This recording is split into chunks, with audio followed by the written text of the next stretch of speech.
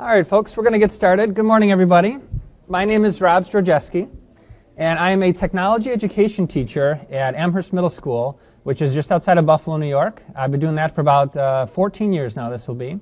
And for the past 2 years, I am now an online adjunct instructor at Canisius College, also in Buffalo, in the Education Technologies Department. So we certify teachers in New York State to be EdTech certified. I'm recording the presentation today using Camtasia, which is one of the tools I'll be talking about. So I have in this 30-minute presentation, what usually is about a 2-hour presentation, all condensed in. So I'm going to talk pretty quick, try to cover all the material, but remember you can always refer back to my website, which is, I'll have the slide up at the end, robztraining.com, where I will hopefully be able to place the recording of this presentation today. So let's go for it. All right, first of all, the term screencast. We talk about the future of video in the realm of education. Well, if the future of the web is video, which is a common term we keep hearing a lot about, that video specifically would be known as a screencast, a recording of your screen. So I have a couple of quotes here that I pulled online. One of the common terms of what a screencast is: a digital recording of a computer screen or a tablet screen in many cases now, often containing audio narration. The screencast, they allow students to move at their very own pace. So it really allows for personalization, since they can pause or review the content anytime, anywhere. And this is what I mean by teacher on demand. We have movies on demand, sports on demand. Why not have learning on demand? I call this outsourcing yourself to yourself. So there's 20-some of me in the room for the 20-some students that I teach at the middle school level. They all can pause, rewind, fast forward me as needed, both in class when they're with me and before class and even after class. So it's still me they're learning from as their teacher, as the central figure, but the information is consumable at any time because of video technology. Also, a screencast is excellent for those learners who need the oral as well as a visual explanation of the content presented. All right, so I have a couple examples to start out with. First one, in my realm of being a higher ed teacher, my weekly action items lists. This has been something that I created as a result of being a student when I went for my second master's in administration. I was always, what's the best word for it? I was always frustrated when I knew there was a ton of things to do that week in the online course, because my program was completely online, but I just needed to know, where do I go, what button do I click on, what should I do? I wasn't complaining about there was too much work. It was just, I want to know how to get to it and be the most efficient, because as most people in my position, we have the full-time job and we're doing the online program all at the same time. So to make it as efficient as possible, I said it would be great if the instructors all had an action items list. So for example, when you see number 2, this is the first week in my 504 course, watch this screencast for an overview of our course syllabus. So you can click on the hyperlink that's there, which leads you to a video of the instructor now introducing him or herself and going through the syllabus piece by piece. Well, hello everybody. My name is Rob Strojewski, and I am the instructor for your EDT 504 course at Canisius College. What I want to take here is a moment to show you the highlights of our syllabus together for. So how many of you do something like this already, as most likely a syllabus introduction? Okay. It's a great way to give, you can see I made a contact with that person and know what his or her face looks like, so I have some sort of personal connection with the instructor, and especially in an online course. And now you can go through and talk about those nitty-gritty details about the printed up syllabus in kind of a visual format. So that's the first time the students officially see me as the instructor in our courses, is by seeing the syllabus discussed. And then anywhere there's a hyperlink here, I have the ability to make a screencast. So one of the first big assignments I do is post a video introduction of themselves.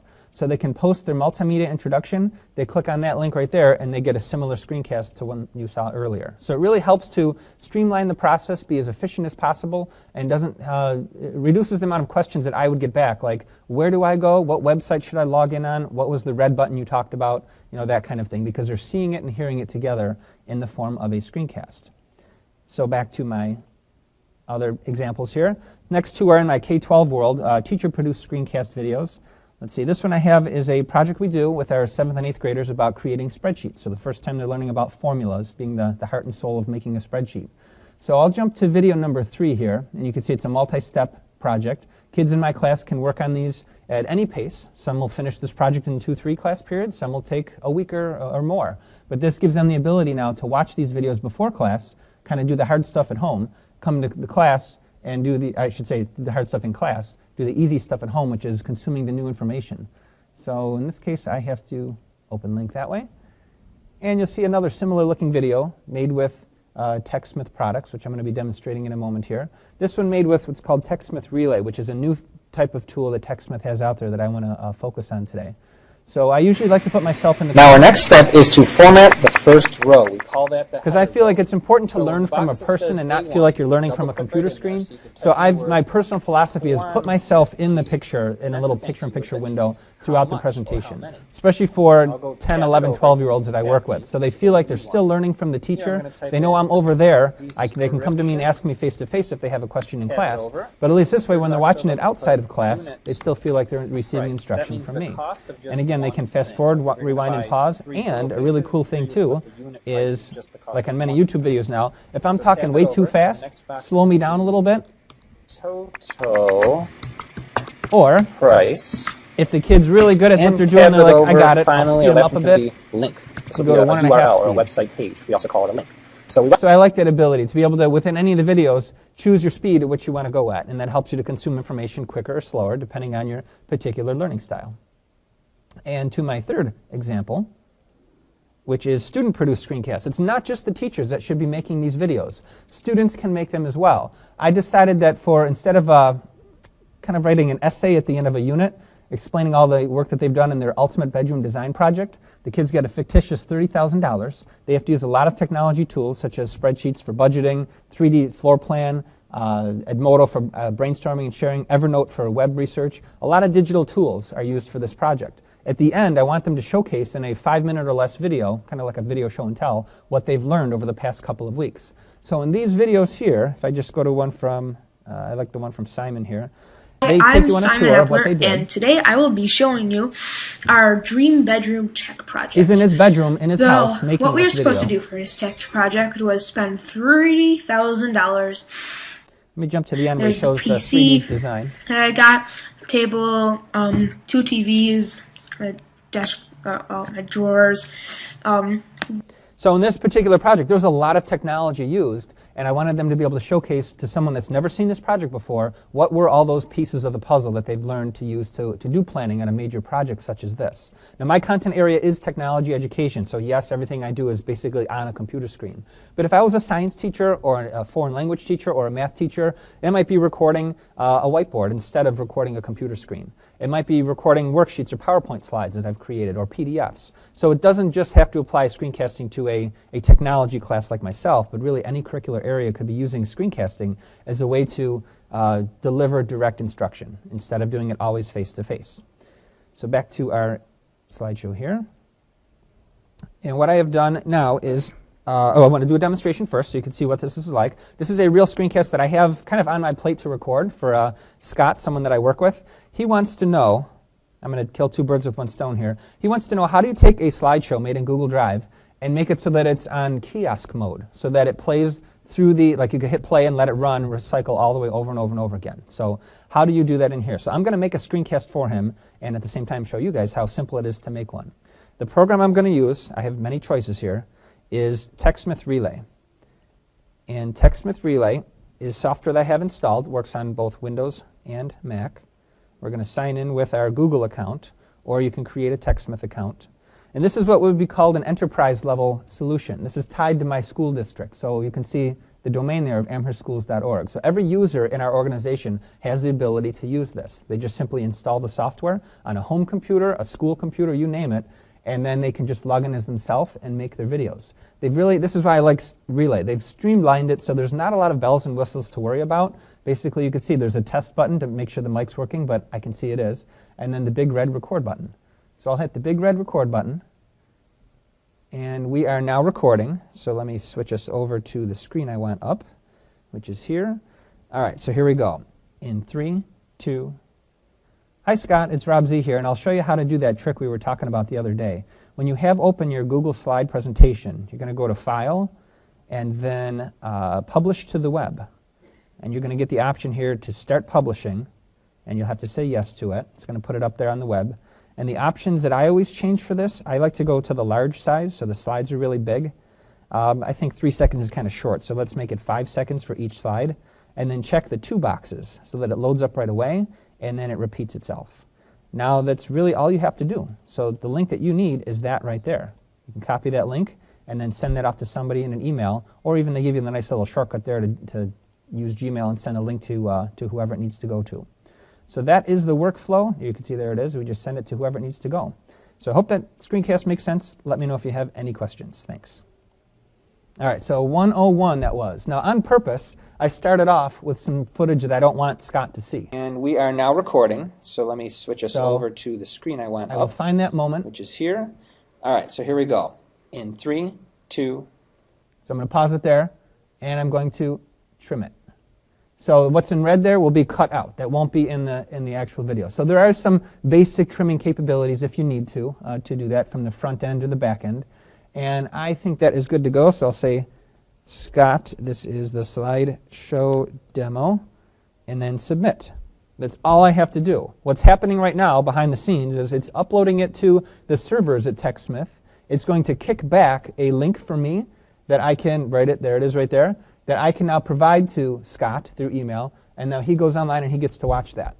I even get to find out if he watched it, what percentage of he watched. Did he watch half of it? Did he watch the whole thing? I could even, and I'll be showing this, hopefully I got time to do this, build in some questions along the way. So I can quiz Scott to see maybe halfway through, I ask him a question about how many seconds should each slide be. So you have advanced capabilities here, analytics and quizzing features if you want to use them as well. So I'll show you those coming up. So that's how simple it is to use specifically TechSmith Relay. I tend to use Snagit for a lot of recordings. Anybody ever used Snagit before? TechSmith Snagit? Okay, for making screenshots or screencast videos. I demonstrated that here in a workshop on Monday. So that I have running up on the side there too, which is another program I could use. But Snagit is, even though it's a simple program, there's still a learning curve for it. I feel like TechSmith Relay, I could give that to my tech-savvy faculty, and they could use that within 5 minutes to basically DVR themselves, DVR their lesson as they're teaching it, and out at the end, after you hit the big red record button, hit upload, and it's in a place where you can use it. Now, if this worked well, I can check my email, depending on how our wrong email, this one, and I will get a email that says your video is now ready to watch, because it does take time to upload and get processed on their end. Probably in about 5 minutes, we'll see an email that looks similar to this one. In this case, though, this one's about a video that I had quiz questions built into. So every night around 8 p.m., I get a quiz report. So I could see yesterday some people were watching my videos. They were taking the quizzes. I could see the score they were receiving on it. And if I want the nitty-gritty detail, I can open up what's attached, which are some spreadsheets to look at. So Relay is really a nice all-in-one app that is totally cloud-based. So it stores everything there. You work on adding your questions all in the cloud. So if you're interested in looking at more, techsmith.com/relay. I was on the other site here a moment ago. Is where you can get more information about an enterprise video solution. This is really becoming popular in the K-12 space, but also at higher ed, where you have an entire faculty that want to be able to make screencasting without the traditional way of buying specific licenses and licensing each machine. Now the model is different. Now you're licensing the users instead of licensing the machines. That allows you to install the software on all the machines you want. If you've got a lab, go ahead and put it on all the machines in the lab. You don't have to buy specific licenses for each individual workstation. All right, let me get back on track here and take us back to...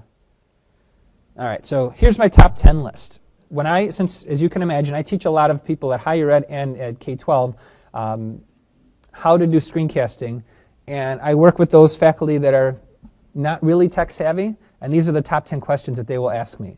Number one is, how do I encourage across the whole organization video creation so the whole department, the whole school, the whole district can do it? Number two, how do we get students involved? And three, what easy-to-use tool can I use to create my content? You probably know already, I'm really recommending TechSmith Relay for that now, since it is a good enterprise-level solution. What specs should I use? What file sizes, what formats? A lot of different frame rates. There's all that technical stuff. Good thing is with Relay, you don't have to worry about it. It's already preset for you. Number 5 is, how and where should I save and host my videos? Because I want them to be available so I can email them out. So they could be on my learning management system. So they could be in Angel or Blackboard or Desire to Learn or Edmodo or whatever the case is. Also, how do I know if anyone actually watches it? How do I know if my students are understanding what they're watching? Are they hitting play and then going and making a sandwich and coming back and making it look like they watched it? Can I make videos using my work, my home, or my tablet computers so I can be flexible where I make my content? How can I ensure that my videos are secure and private so I have control over who gets access to them? And can I record myself, putting a little picture-in-picture window there? Now, from what I've demonstrated so far, you probably know the answers to many of them, but I'll go through them one by one so we can elaborate a little bit.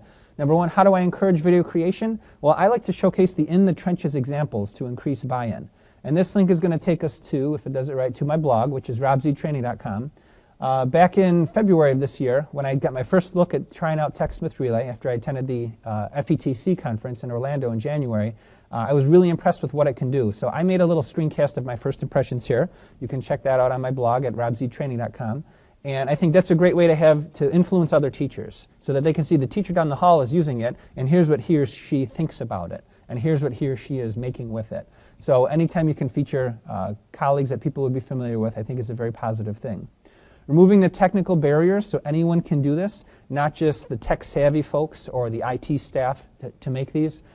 You have the ability, and this is just a screenshot showing you here, when you're logged into your TechSmith Relay account, the big red button is right there to download the recorder. Again, it goes on to any Mac or any PC. You don't have to even have any serial numbers to put in. It automatically gives you a custom download for your organization, which has all the saving locations all set by your IT department. It has serial numbers, it has user accounts, everything's all built in. So this is a file that you can't just download and give to anybody. It's specific to you as a user at your organization. So they've even made the installation process easy so that any average user, as long as they have permissions, can download and install the software on their own and not have to contact the IT department necessarily to do the downloading and installation for them. And streamlining the process, as I showed you, Relay really removes a lot of options so that you can just get right down to the recording with that big red button. Next one is number 2. How do I get the students involved in video creation? Well, I have required class projects like the one you saw with Simon in the spreadsheet project. We have extracurricular video production clubs, so before school and after school. We have clubs where kids want to make videos, and we survey the teachers. I use Google Forms for that, and I say, what's the top maybe 3 things you want to learn about being better at Gmail? You know, what are those things you really have seen others do that you want to know how to do too? Then we take those top requests and we make custom videos for them. So it's kind of a fun way for kids to get involved, to be teachers, by helping the teachers out using tools. And I like the last one, empowering kids to ask them to research a topic or a tool. I had one called GoAnimate. Anyone ever used GoAnimate before? Really good K-12 product there to get kids to make videos. They set the stage, pick their characters, record their voices, and within 1 or 2 class periods make these really elaborate videos, animated videos about sales pitches or the election results or anything at all. And I wanted to learn that program more, but I, unlike the kids, I don't have a lot of time to do that. Teaching in higher ed, teaching in K-12 full-time, all that, and had kids at home, there's just too much going on. So I can outsource that to the kids. I explain to them, can I have you, I'll give you a license for GoAnimate, can you figure it out? Teach me how to do it, and they make videos that then teach me how to do it. So kids really are into that. I know maybe not everyone here is K-12, but if you can get college kids as well to be doing, or college students to be doing that as well, that's sometimes an empowering thing, to be able to make a screencast and be the expert on something. Yes?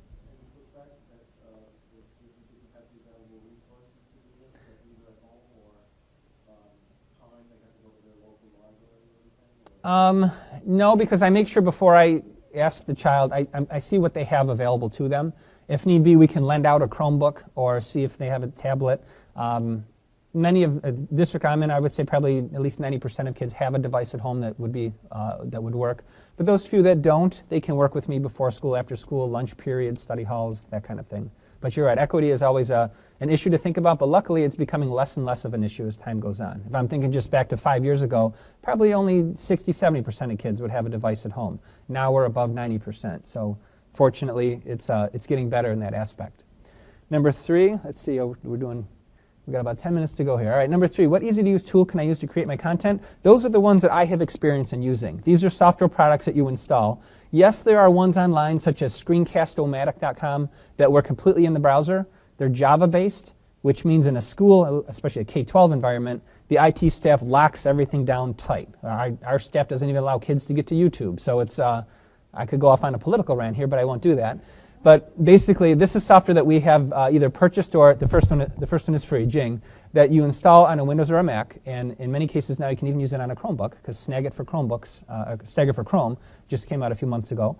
These are the ones that I have used. But the bottommost one is the one I recommend. As you might imagine, it's also the most expensive, but it is the most convenient to get a lot of people on board, especially if the whole school's going one-to-one or initiating a flipped learning type of initiative.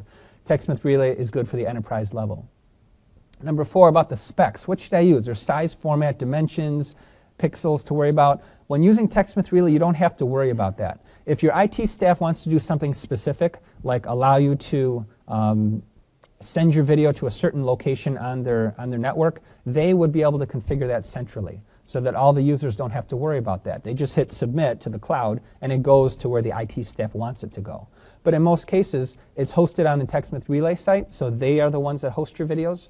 That then gives you the ability to share out with groups of people, to do email notifications that get sent automatically, the analytics, the building in of questions, a lot of the advanced features there. So the suggestion is to stick with what they have set up inside of TechSmith to use their hosting settings there.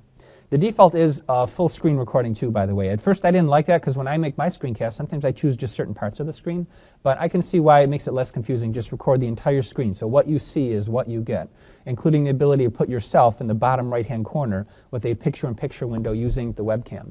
So they've removed a lot of the bells and whistles to make it easy for people. Number 5 is how and where should I save and host my videos?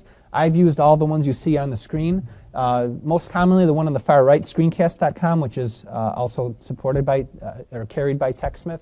But TechSmith Relay, again, builds in the quizzing, the analytics, and makes sure that it is accessible really from all devices.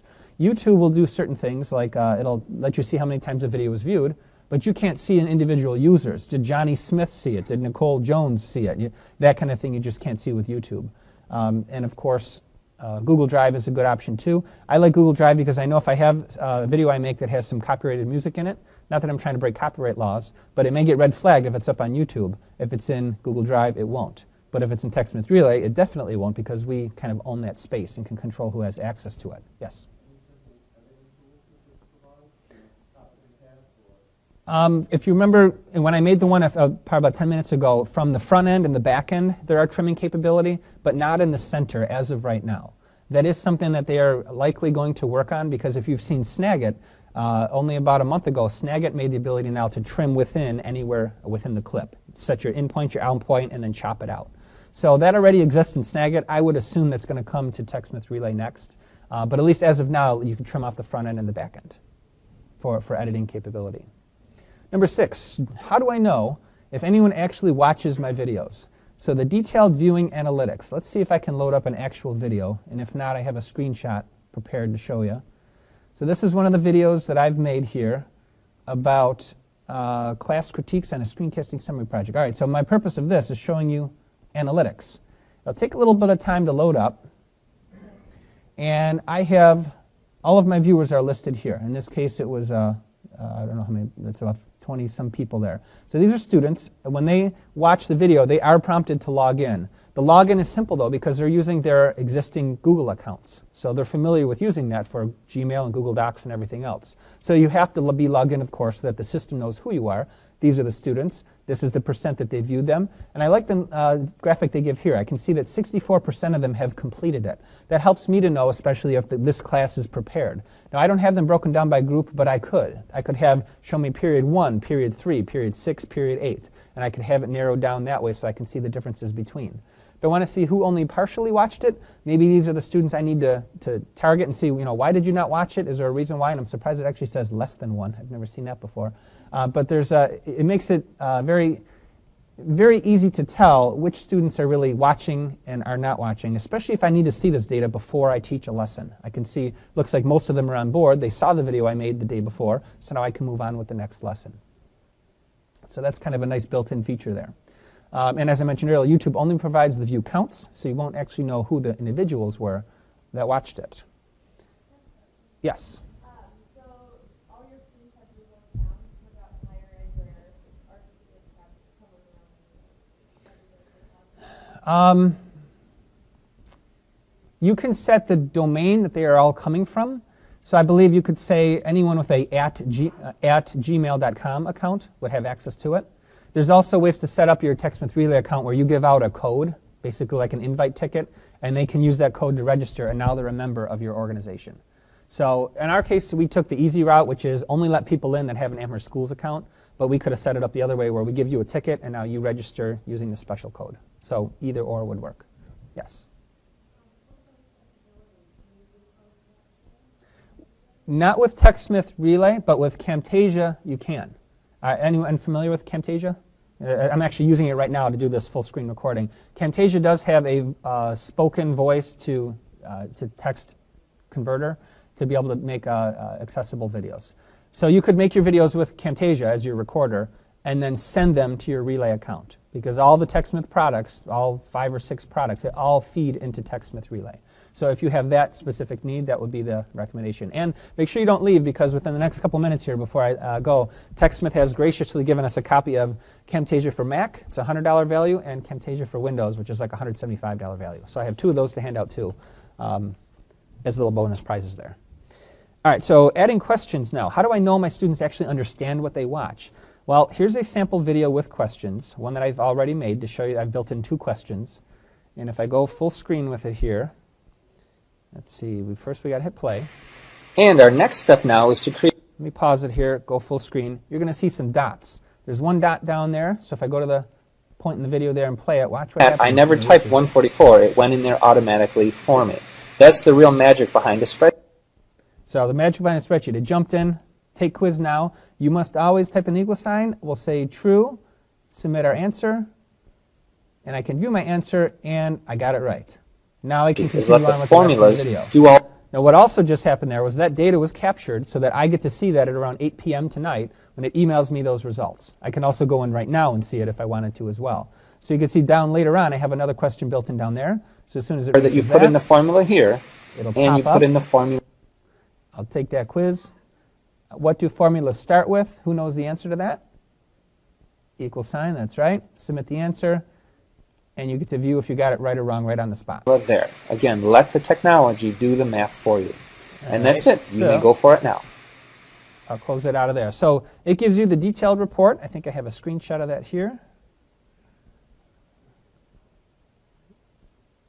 And you then can sort that down. Here's the 2 questions that I have asked. If I click the down arrow, I can see how each individual responded and if they received correct or incorrect answers. I can also change it this way and see when they took it. I can sort by any of these columns, even sort it by content watch, which is interesting. If they're getting them right and they're really not watching the content, I can tell that maybe the questions are too easy, or vice versa. And then, of course, the summary that tells me this quiz was taken 197 times, average time the content was viewed, and then the breakdown of the 2 questions is down there. So some really good analytics built in there that you just simply can't get if you're putting them up on YouTube or Google Drive. Adding the questions is quite simple. There's 1 button at the bottom that says add a question. You pick the point in the timeline where you want that question to be, and they could be multiple choice, true, false. They could be open-ended too, which don't automatically grade themselves. So I don't have any questions on here. We go to add questions. Let's say midway through right about there. And we're going to give it a new title name. So we're talking about a title. So I'll say, question could be, how do you add a title? And I could leave this one as being open-ended, where they have to give, instead of multiple choice, I would make it a free response, where now they have to type in, I think you do it by blah, blah, blah. So it's not going to grade itself automatically, but at least I can see what the student's thinking at that point in time. So I'm just about out of time. Let me see what else I have real quickly here before I got to give the room up to the next presenter. Number 8, can I make videos anywhere? Yes, you can. The new model is, of course, install that software anywhere you want, work and at home, doesn't matter. It's all unlimited. The old model was you buy a license per device, and I like how they've switched things around there because it makes it convenient to deploy it on a full lab of computers. Groups are great because now I can create groups, and anytime I make a video I could say this is good for period 3. I'll tag it as period 3. They all get an email that says Mr. Z just gave you a new video. Click on it, watch it, and do it, and move on that way. So email notifications are great. And yes, as you saw, you can record yourself in the corner of the screen with a picture-in-picture. If you have questions, you can contact me right at robztraining.com. I'll take a few now while I get the prizes ready. And my contact information and blog is on the bottom. Yes, question?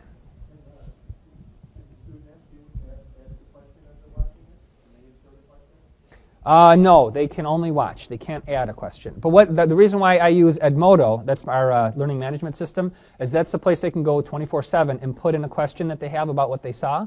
Chances are another student's going to jump on to answering that question before I even see it, because we are now a 24/7 learning environment, and there's usually someone online from the class that can help answer questions as they're posted. Yes? Going back to the accessibility issue, but we use Camtasia in our university, but I never tried the capture Okay. How happy or how you in your experience with it? A little experience on the Windows side. It's about 80% to 85% accurate, but the more you use it, it learns and it adapts. So you can get closer to 90, 95% accuracy. Yes. Yep. Like many of the Windows programs that do that, yeah, the more you use it, the better that it gets. Yep. All right, I have the 2 prizes. This is how we're going to do it. Who has a birthday coming up within the next week? Anybody? Right there? Okay, well then hang on. Anybody having in the next month? In the month of, let's say, August. All right, for first week in August, anybody? All right, what's the date? Happy birthday, August 5th. He gets to pick the first prize. You get to pick Windows or Mac. But I can't accept it. So Okay, so then we'll move on. Anyone between August 6th to the 10th? The 11th to the 20th in August? All right, back there. So there's our first prize winner. Congratulations. And our second prize winner, I was going to say, who had just had a birthday. When did you say your birthday was? Okay, anybody have one newer than that? No? All right. So there's our second prize winner right there. I'll be up here for the next maybe 5 minutes or so if you have any quick questions. But thank you for coming today. And I have this recorded, so I'll put it up on robztraining.com. Thanks for coming, guys.